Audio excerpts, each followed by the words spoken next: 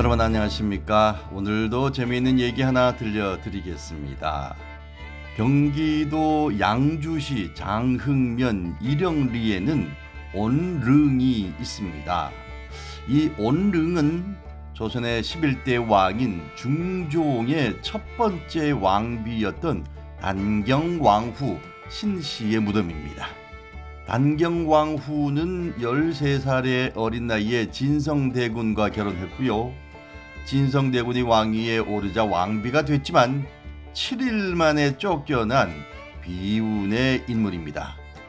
이후 단경왕후는 오랫동안 중종을 그리워했다고 하고 지금도 일영리 일대에는 그녀의 애달픈 사랑 이야기가 전해지고 있습니다.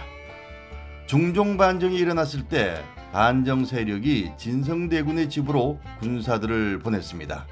집 밖에 군사들이 들이닥치자 진성대군은 겁을 먹고 스스로 목숨을 끊으려고 했습니다. 그때 부인 신씨가 진성대군에게 "남군님, 군사들이 우리를 죽이러 왔다면 말머리가 집으로 향할 것이요, 우리를 지키러 왔다면 밖으로 향할 것입니다 라고 했습니다.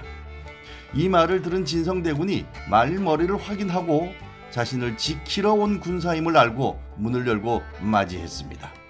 이렇게 의연하게 대처한 신씨 덕분에 진성대군은 훗날 조선의 왕이 될 수 있었다고 합니다.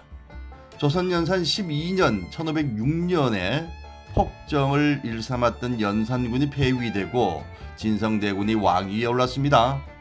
이때 진성대군의 아내였던 신씨는 왕비가 되지만 7일 만에 궁에서 쫓겨나는 신세가 됐는데, 그 까닭은 반정 세력들이 연산군을 옹호하던 신씨의 아버지를 살해했고 이후 왕비가 된 신씨가 자신들에게 복수할 것이라는 두려움에 신씨의 폐위를 계속 요청했기 때문입니다.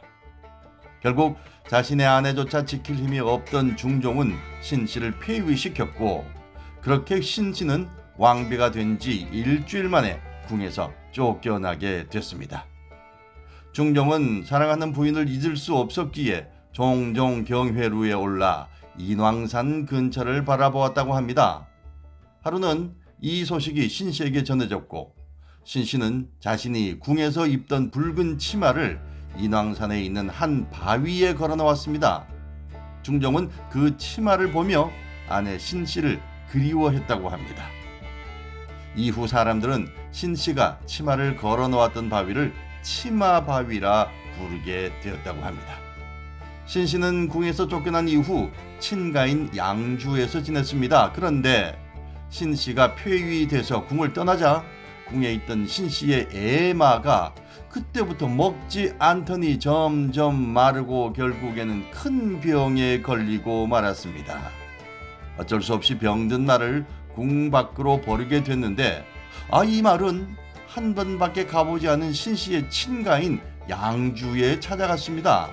신씨는 자신을 찾아온 말을 보고 자신의 처지와 말의 충성심을 보며 한참을 울었다고 합니다.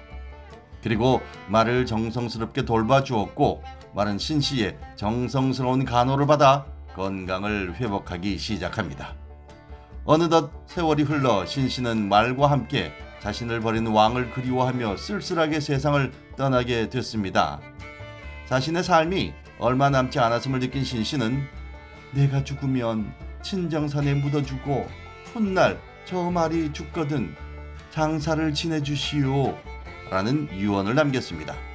신씨가 죽자 건강하던 말도 시름시름 앓더니 곧 죽었고 신씨 문종은 그녀의 유언에 따라 죽은 말을 사람과 같이 장사를 지내줬다고 합니다. 20살의 나이로 궁에서 쫓겨나서 71세까지 중종을 그리워하다가 생을 마친 비운의 왕비 단경왕후 신씨는 우리나라 역사에서 가장 짧은 기간 동안의 왕비였던 비운의 여인입니다. 그런데 전하는 얘기에는 중종 또한 신씨를 그리워하는 모습으로 그려져 있지만 실제 역사는 다르다고 하는군요. 계비인 장경왕후가 죽자 신하들은 단경왕후를 복귀시키자고 했습니다. 그렇지만 중종은 이를 거절했고 더욱이 건의했던 신하를 유배에 보냈다고 합니다. 이처럼 중종에게 단경 왕후는 자신의 첫 아내이긴 했지만 잊혀진 한 여인일 뿐이었죠. 그렇다면 왜 이런 이야기가 전해지고 있을까요?